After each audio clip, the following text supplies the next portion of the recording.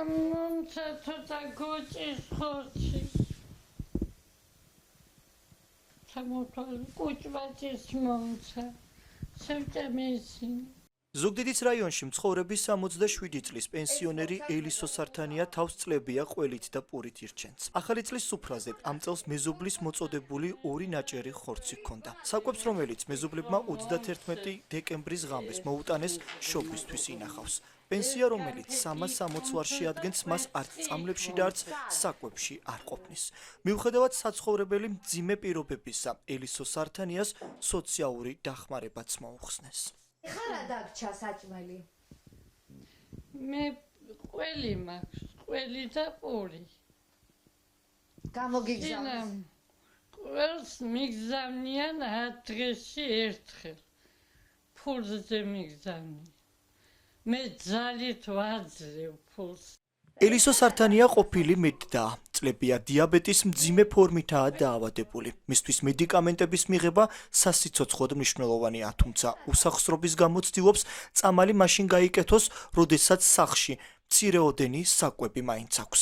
ელისო სართანია უფასო სასადილოს ბენეფიციარია. როდესაც საკვებს მეზობლები ვეღარ აწვდიან ხოლმე, იძულებულია უფასო სადილით ისარგებლოს. ეს კამფეტი იქ მომცეს და კვერცხი იქ მომცეს. უფასო სასადილოში. კამფეტებს მეც ვყიდულო. არ უნდა ვჭამდე, მაგრამ რომ მომშივდება კამფეტზე.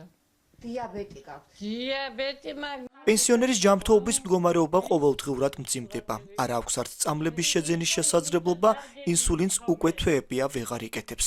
ელისოსთვის ყველაზე რთული მაინც ზამთრის ცივი ღამეების გადატანაა. სახლში შეშის მარაგიც ამოიწურა. და როგორ თვებით? ამით მარტო. მეტი არაფერი არა მაქვს. მე იქ მეზობლის სახლში მივდივარ. ცოტას გავთვევი იქ 1 საათით კარგად და მე მოვალ.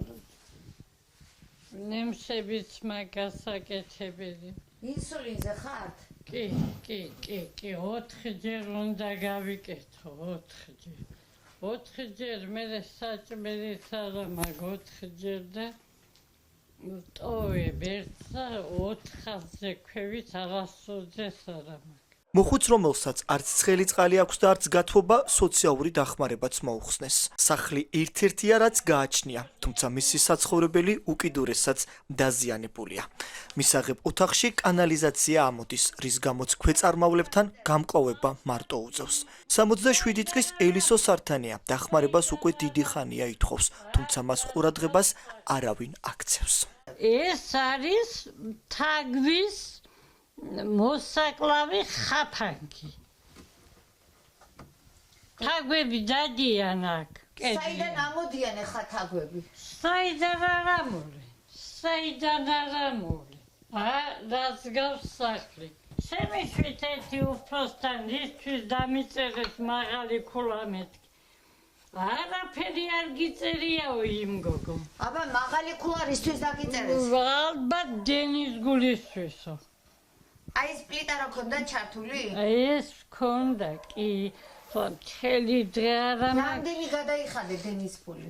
20-23 ლარს ვიხდიდი. ელისო სართანიას მძიმე ისტორია ადგილობრივი ოჯახებიდან ერთ-ერთია. ის არ არის ერთადერთი პენსიონერი, რომელიც გაჭირვების უკიდურეს ზღვარზეა. მაშინ, როდესაც ქართული ოცნების დეპუტატების ხელფასი 7,000 ლარით გაიზარდა და 12,000 ლარს მიაღწია, პენსიონერებისთვის ივანიშვილის მთავრობამ მხოლოდ 35 ლარი გაიმეტა. უკიდურეს სიღარიბეში მცხოვრებ ადამიანებს კი ხშირად ერთადერთი საარსებო წყაროს სოციალურ დახმარებასაც უხსნიან.